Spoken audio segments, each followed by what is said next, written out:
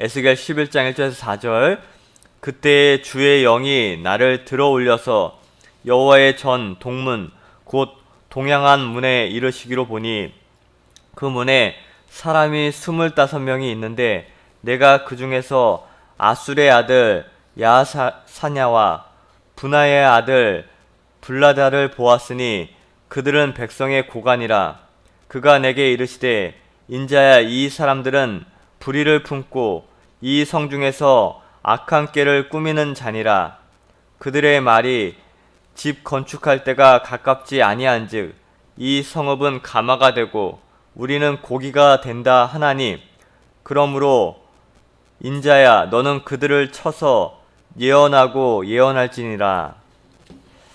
네, 말씀의 제목은 악한 죄를 꾸미는 자, 악한 꾀를 꾸미는 자.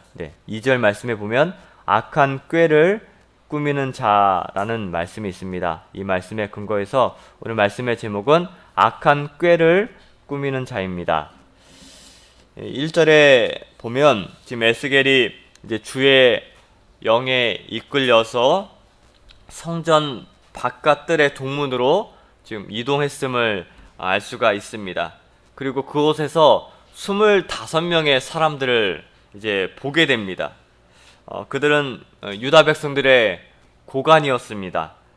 이들이 지금 이렇게 성전 동문 뜰에 모여 있었던 것은 아마도 현재 지금 유다가 당면한 그 위기를 타개할 그런 방책, 방도를 논의하기 위함이었을 것입니다.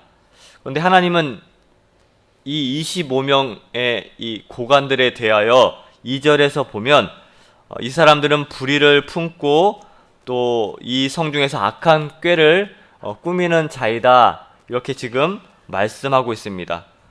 한마디로 말해 모두 악한 자들이라 이렇게 지금 말씀하고 있는 것입니다. 그런데 지금 에스겔이 이 25명을 보는데 이 25명이 누구인지를 다 기록하고 있지는 않지만 아마도 그 중에 2명을 에스겔이 알았던 것 같아요. 여기 보면 1절에 보면 한 명은 아술의 아들 야사냐와 또 분야의 아들 블라다라고 2명의 이름을 기록하고 있습니다. 성경에 보면 이 중 블라다가 누구인지는 정확히 알 수가 없습니다. 그에 비해 이 야야사냐는 이 에레미야를 대적하였던 이 거짓 선지자였던 하나냐와 형제임을 이 에레미야 28장 1절에 보면 우리가 확인할 수가 있습니다. 여기서 우리가 주목하고자 하는 것은 이들이 과연 누구인가, 이것을 구체적으로 살펴보려는 것이 아니라 특별히 이 2명의 이 지목된 이 이름입니다. 25명이 모여 있지만 특별히 2명의 이름이 기록이 되어 있는데, 먼저 이 야야사냐는 여호와께서 들으신다, 이런 아주 좋은 의미를 가지고 있는 이름입니다. 그리고 또 이 블라다는 하나님이 구원하신다 라는 의미의 이름이에요. 그러니까 참으로 참 믿음적으로 또 성경적으로 신앙적으로 참 좋은 이름이에요. 아마도 이들의 부친이었던 이 아술과 이 분야야는 매우 신앙이 좋았던 분이었던 것 같습니다. 그래서 이 자신의 아들들도 이런 신앙으로, 이런 신앙적인 의미의 이름으로 이름을 지어 주었던 것 같습니다. 그래서 이 아들들의 그런 이름의 뜻대로 정말 하나님을 경외하고 또 하나님께서 들으시고 구원하는 자, 하나님께서 구원하는 자들이 되기를 바라면서 이 아들의 이름을 지어 주었던 것 같습니다. 그런데 이들은 그들의 부친들의 기대를 저버리고 자신들의 이름과는 전혀 상반된 삶을 살고 말았습니다.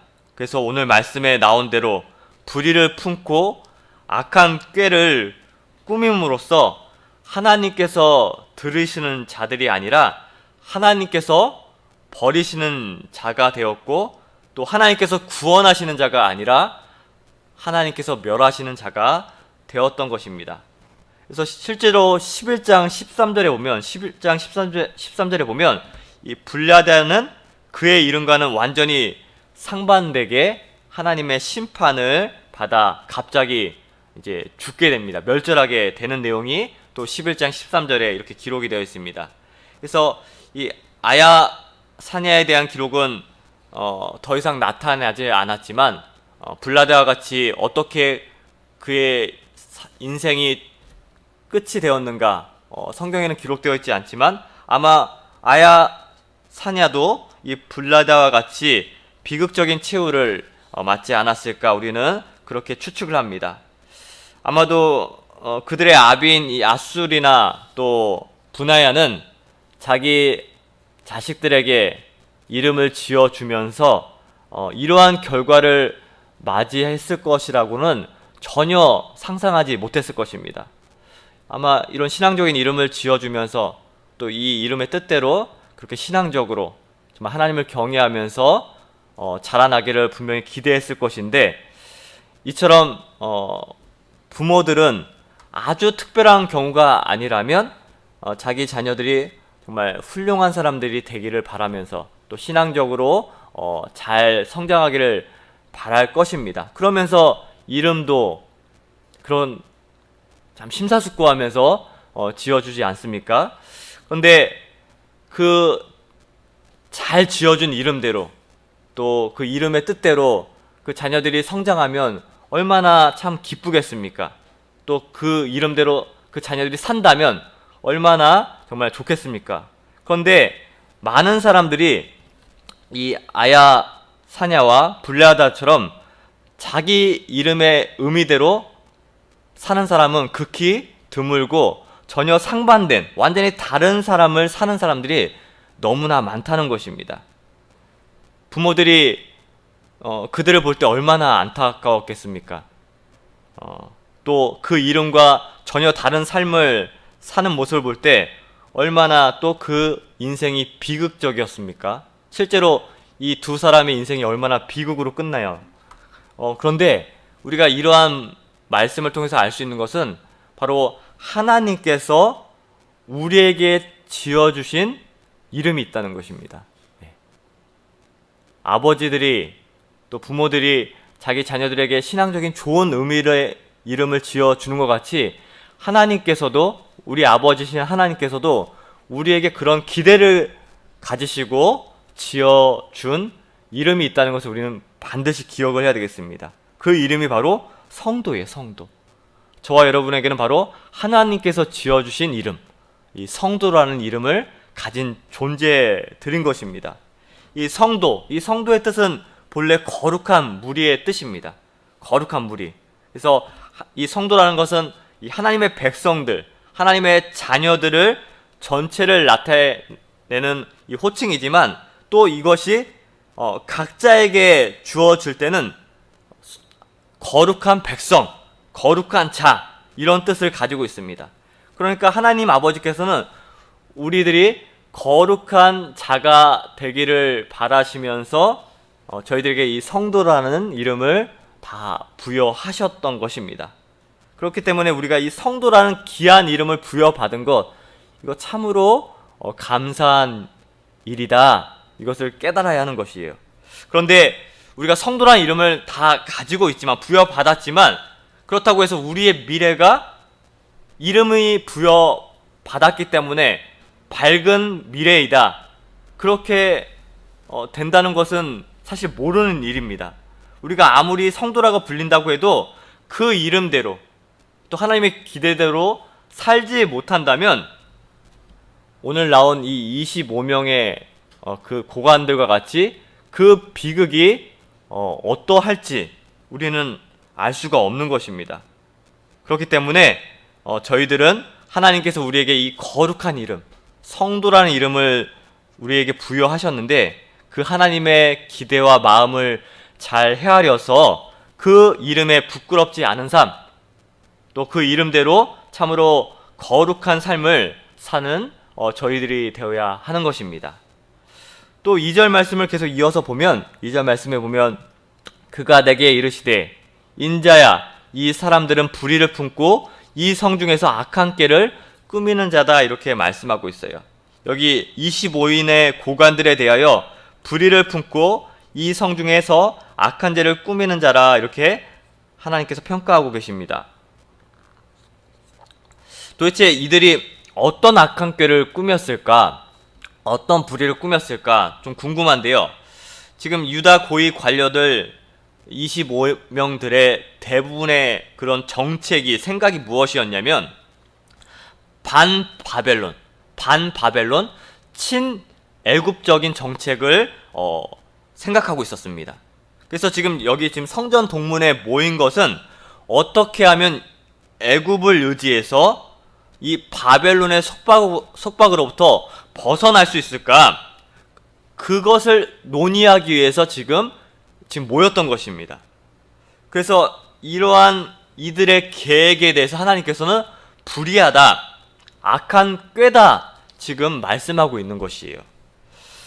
왜 하나님께서는 이 고관들의 이 정책, 고관들의 이 생각을 악하다고 했을까? 왜 애굽을 의지해서 바벨론에 대항하는 것, 바벨론에 항거하는 것, 이 고관들의 계획을 불의하고 악하다고 하나님께서는 정죄하고 계실까? 심판하고 계실까? 그것은 이들의 계획조차가 하나님의 뜻을 거스르는 것이기 때문에 하나님께서는 이들의 지금 이 의논을, 계획을 지금 불의하고 악한 꾀이다, 지금 지적하고 있는 것입니다. 하나님께서는 분명히 이 타락한 유다 백성들, 돌이키지 않았던 유다 백성들, 기회를 주었지만, 회개할 기회를 분명히 오랫동안 주었지만, 타락한 유다를 징계할 때 그 징계의 방법으로 바벨론을 들어서 70년 동안 유다를 지배하는 그런 방법을 하나님께서는 사용하시기로 말씀하셨습니다. 그런데 그러한 사실들을 분명히 알려주었고, 또 여러 선지자들을 통해서 계속적으로 예언하셨습니다. 그 예레미야 선지자를 통해서 분명히 선포하셨거든요. 바벨론을 통하여 징계하겠다. 그런데 이 예레미야 선지자의 이 말씀을, 예언을 유다 백성들과 유다 고위 관료들은 계속적으로 거부했습니다. 받아들이지 않았어요. 그래서 여호야김으로부터 시드기야 왕까지 보면 모든 유다의 왕들과 대부분의 관료들이 하나님의 뜻을 계속적으로 거부합니다. 바벨론을 통해 너희들을 심판할 것이다. 근데 그것을 받아들이지 않아요. 있을 수 없는 일이다. 수용하지 않습니다. 그러니까 이들은 지금 하나님의 뜻에 순종하지 않고 어떻게든 애굽을 의지해서 바벨론에 항거함으로써 바벨론의 속박으로부터 지금 벗어나려고 계속적으로 시도하고 있는 것입니다. 하나님께서는 바로 이들을 향하여 불의하고 악한 꾀를 꾸미는 자들이다, 지금 정죄하고 있는 것입니다. 사실 인간적으로 봤을 때 이 유다 왕들과 또 지금 이 고위 관료들의 생각 또 행동을 악한 것이라고 말할 수가 있습니까? 어떻게든 애굽을 의지해서라도 지금 포로로 잡혀와 있고 지금 자기 나라가 어려움에 처해 있는데 독립을 꾀하고자 이런 방법들을 강구하는 것, 인간적으로 봤을 때는 참으로 어떻게 보면 애국적인 처사라고 할 수가 있습니다. 그렇잖아요? 그렇지만 하나님께서는 이들의 행위를 어떤 애국적인 처사나 선한 행동이다, 선한 생각이다, 선한 방법이다 말씀하지 않으시고 오히려 악으로 규정하고 있는 사실을 우리는 분명히 기억을 해야 하는 것입니다. 여기서 우리가 알 수 있는 것은 선악의 절대 기준은요, 어떤 애국적인 모습, 그것이 아니라 아무리 그것이 동기가 인간적으로 봤을 때는 좋아 보인다 할지라도요, 선악의 절대 기준은 사람에게 있는 것이 아니라 절대자이신 하나님께 있다는 것을 우리는 알아야 하는 것입니다. 진정한 선악의 기준은 인간에게 있지 않습니다. 오직 이 세상을 창조하시고 주관하시는 절대자 하나님께 선과 악의 판단의 기준이 있음을 우리는 반드시 기억해야 하는 것입니다. 그렇기 때문에 우리가 우리 마음에 반드시 새겨야 될 것, 분명히 잊지 않아야 될 것이 무엇이냐면 범사에 하나님의 뜻이 어디에 있는지를 우리는 꼭 기억해야 하겠습니다. 하나님의 뜻과 규례에 순종하는 것이 바로 선이지, 그것을 거스르는 것은 아무리 인간적인 동기 여부가 좋다 할지라도 그것은 악인 것입니다. 근데 우리가 살고 있는 이 세상에서 그렇지 못할 때가, 반대로 바뀔 때가 얼마나 많습니까? 하나님의 말씀에 분명히 그것이 선이고 하나님의 뜻이 자명한데도 불구하고 인간적인 생각과 또 인간적인 뜻에, 인간적인 지혜에 그 선과 악이 바뀔 때가 너무나 많다는 것입니다. 너무나 많아요. 그렇기 때문에 우리가 늘 명심해야 될 것은 하나님의 뜻이 어디에 있는지를 살피는 것, 그것이 너무나 중요해요.